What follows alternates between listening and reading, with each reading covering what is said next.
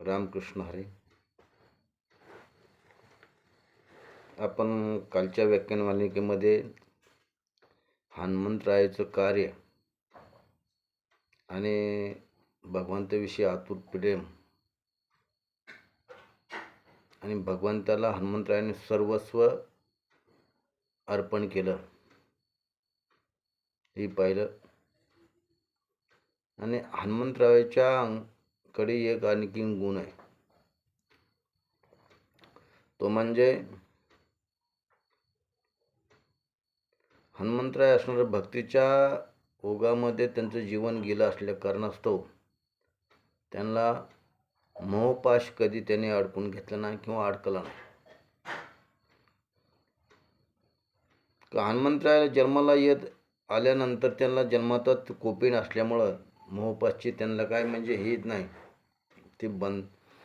ते बंदबेडी मोहपाशाच्या पलीकडे राहिली. आणि त्यांची कृती एवढी महान आहे की ज्या वेळेस प्रभू रामचंद्राला अडचण निर्माण होईल त्यावेळेस अडचणीतून मुक्त करण्यासाठी स्वतः हनुमंतराय त्या ठिकाणी सामोरं जात होतं. आणि ज्यावेळेस प्रभू रामचंद्राला इंद्राने नागपाशामध्ये बांधलं असताना ते स्वर्गाहून गरुडाला सांगायचं, ते सांगण्याची कामगिरी हनुमंतरायाने केली. कारण हनुमंतरायाकडे एवढं मनोबल होतं, ते कुठलंही अवजड काम त्यांना सहज ते पार करत होते. त्यांना कसल्या प्रकारची अडथळा निर्माण झाला नाही. आणि झाला तर त्याला काही हनुमंतराय ही झाले नाहीत, घाबरले नाहीत. मी माझ्याच्यानं काम होईन का नाही, मी करू शकणार का नाही, मी आता होणारच नाही, हा शब्द त्यांच्या मनात कधीच आला नाही. आणि ज्या वेळेस कामगिरी बजावत असताना असंख्य हनुमंतराय समोर मोठे संकट आले, ते संकटाला सामना सहज करत होते आणि ते कार्य जे आहे ते कार्य पूर्ण करत होते. असं प्रभू रामचंद्राचे एक कार्य असताना अहिरावण माहिरावांना एक कपट वेशाने प्रभू रामचंद्र ज्या ठिकाणी ज्या तंबूमध्ये झोपले असताना ते आतूनच त्याने अहिरावण माहिरावाने बोहेर खांदला आणि त्या बोहेरातून प्रभू रामचंद्राला घेऊन गेले. आणि ज्यावेळेस सर्व सेना सकाळची वेळ झाली त्या न्यायाप्रमाणे ते सर्वजण सेना उठली.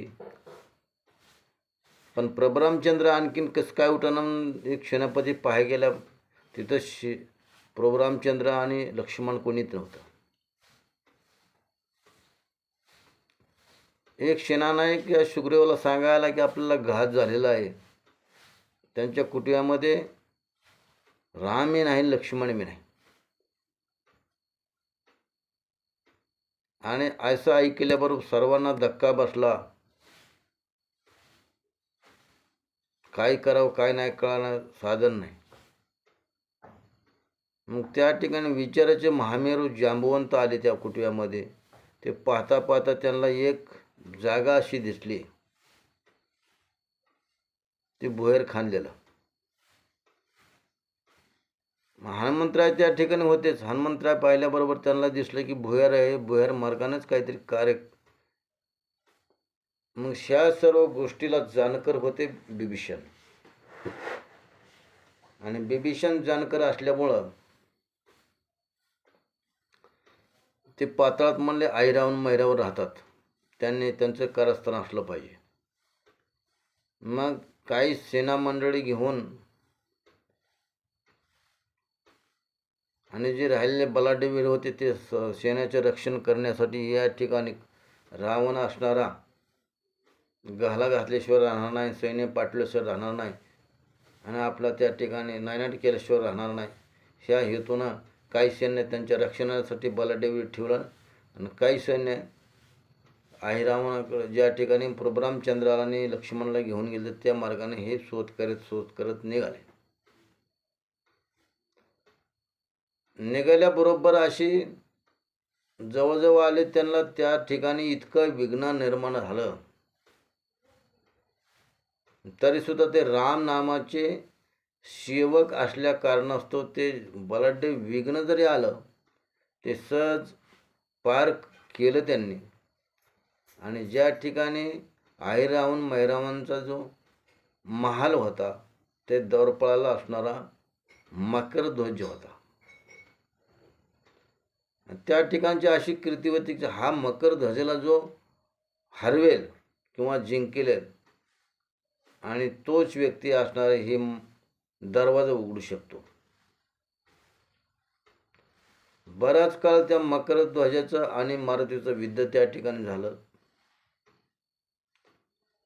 मारुतीरायाने विचार केला, हा बलशाली दिसतोय, माझ्यासारखाच बलशाली दिसतोय. म्हणले इतकं माग इतकं युद्ध केलं पण ह्याच्यासारखा पट्टी आपल्याला सापडला नाही, असं मारुतीराय त्या ठिकाणी बोलले. अहिरावणच्या मैरावणच्या हा मकरध्वज द्वारपाळ असल्या कारणास्तव त्याला कर्तव्य बजवायचं होतं आणि मारुतीला मारुतीचं कर्तव्य बजवायचं होतं. हा हेतू ह्या मकरध्वजाने विचार केला, मनामध्ये विचार केला, हा बलशाली दिसतात म्हणले, कोण आहे काय कळायला साधन नाही. मग असं का मारुतीरायाने स्वतः विचारलं, तू कोण असं आहेस, कोण आहे, सर्व गोष्टी सांगितल्या.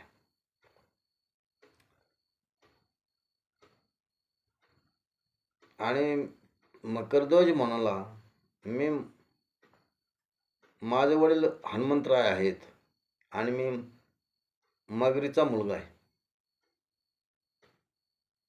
मग त्या ठिकाणी हनुमंतरायाने विचार केला, माझा मुलगा कसं काय होऊ शकतो. मग झालेली सर्व हकीकत त्या मकरध्वजाने सांगितली. ज्यावेळेस तुम्ही लंका जाळली असताना तुम्हाला आणि शिपूट विजण्यासाठी या समुद्रात आला असताना त्या पाण्यातच ही मकर राहत होती आणि तुमच्या घामामुळेच उत्पन्न झालो, असं सर्व हकीकत सांगितली. असं झाल्याबरोबर मारुतीरायाने कोण पटल्याबरोबर म्हणले, एक काम करतो, तुझं कार्य संपलं, आता तू निघून जा, आता मला माझं कार्य करू दे, असं म्हणल्याबरोबर मकरध्वज ते द्वारपाळ होतात तो तिथून निघून गेला. आणि सर्व द्वारपाळाने मकरध्वजाने सर्व माहिती सांगितली. आणि माहिती सांगितली आणि इकडं अहिरावण मैरावण त्या रामचंद्राला मुद्रा अवस्थेमध्ये टाकले असताना त्यांना तिथल्या देवीला, पाताळ भुवन देवीला नर बळी द्यायचा होता, म्हणून त्या ह्या दोघांना आणलं. आणि सर्व कितीही मोठं विघ्न पार पाडून ज्या ठिकाणी राम लक्ष्मण होते त्या ठिकाणी हे सैन्य आलं. मारुतीरायाने गुप्त अवस्था त्या ठिकाणी त्या देवीच्या मंदिरात प्रवेश केला आणि त्या ठिकाणी जे अहिरावण मैरावणाची होती पत्नी, ते रामचंद्राचं स्वरूप पाहून ते बोलले आणि मला ह्यांच्या संग लग्न करायचं अशी म्हणू लागली. आणि अहिरावण मैरावण मारताना प्रभुरामचंद्राला एवढी पराकष्ट करावं लागली, कारण का तिथं एक अमृत घागर भरली होती आणि ते भोंगे होते त्या ठिकाणी. आणि भोंगे काय करायचे, ते ज्यावेळेस अहिरावण युद्ध केलं की ते अमृताचे कलश ते भोंगे येऊन अहिरावणाचा स्पर्श झाल्याबरोबर परत अहिरावण मैरावण उठायचे, अशी अवस्था. असं प्रकार बराच वेळ धुंदर युद्ध चालू झालं. आणि त्या ठिकाणी ती राणी होती, त्या राणीचा पण होता की अहिरावण ही अमृत कलश कुठं ठेवला आहे, काय ही सर्व काही माहिती करून घेतली आणि हे परत जिवंत होतात कसं काय. असं म्हणल्याबरोबर त्या राणीच्या महालात मारुतीराय गेले आणि सांगितलं सर्व हकीकत, असं असं होतंय. त्यावेळेस ती राणी म्हणाली की माझा एक पण आहे, तू रामचंद्राला माझ्या महालाकडे आण आणि त्यावेळेस सर्व हकीकत सांगेल. मग आता कार्य साधून घ्यायचं. रामाचं तर एक बाणी एक पत्नी असं व्रत धारण केलं असताना मारुतीरायाने त्या ठिकाणी एक आखणी आखली की प्रभू रामचंद्र हिची बी इच्छा पूर्ण व्हावा आणि प्रभू रामचंद्राचा जो हेतू आहे एक बाणी एक वचनी, ही हेतूही पूर्ण व्हावा, असं त्या ठिकाणी विचाराचा वापर करून त्या ठिकाणी मारुतीराय ठीक आहे म्हणले. पण ज्या ठिकाणी हे एक भोंगे होते त्या भोंग्याला एक काम सांगितलं.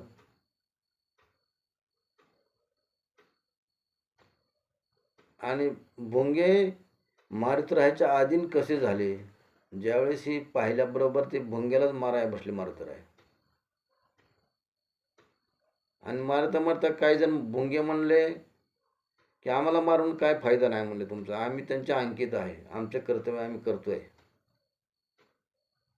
आणि हा अमृत कलश या ठिकाणी आहे म्हणले, त्या ठिकाणी जातो आम्ही, ते अमृत पितो आणि आईरावनं त्याच्या कानात भरल्याबरोबर शरीर लागल्याबरोबर हा पुन्हा तयार होतो. बरं, मग ठीक आहे. मग पहिल्यांदा त्या मारुतीरायानं त्या भोंग्यानं कब्जात घेतलं आणि त्यांना सांगितलं ही जी पलंग आहे त्या पलंगाला तुम्ही काय करा, कुरतडला म्हणले. आणि पलंग मोडला की रामचंद्र उठतील, असं काहीतरी आयडिया करा. मग ते इकडं रामचंद्राला इकडं आईरावून मरणात, मग आता काय करावं काय नाही. इकडं तर युद्ध चालू झालंय. चटकीन मारुतीरायाने या ताराराणीच्या महालामध्ये आणल्याबरोबर त्या प्रभू रामचंद्राचं स्वरूप पाहिल्याबरोबर तिला एवढा आनंद झाला. रामचंद्र भेटायला येतात, आता मला त्यांच्या संग लग्न करायचंय. मग मारुतीरायाने प्रत्येक तसं त्या न्यायाप्रमाणे मारुतीरायाने ज्या वेळेस प्रभू रामचंद्राला अडचण निर्माण होईल त्यावेळेस मारुतीराय संकट मोचन ह्या रूपात प्रगट झाले आणि त्या अडचणीतून मुक्त मार्ग काढत होते. मारुतीच्या साह्यानंच आईरावण मायरावण मेले. असं कितीतरी प्रभू रामचंद्राच्या कार्यामध्ये मारुतीने मोलाचा वाटा केलेला आहे. आचार्यामध्ये आपल्याला एकच शिकायचं आहे की कुठलेही काम करत असताना कटिबद्धपणा पाहिजे, प्रामाणिकपणा पाहिजे, हलगर्जी होता कामा नये. तसं मारुतीरायाचं काम एक फत्य होता, प्रामाणिकपणा होता, रामाविषयी पूर्ण विश्वास होता.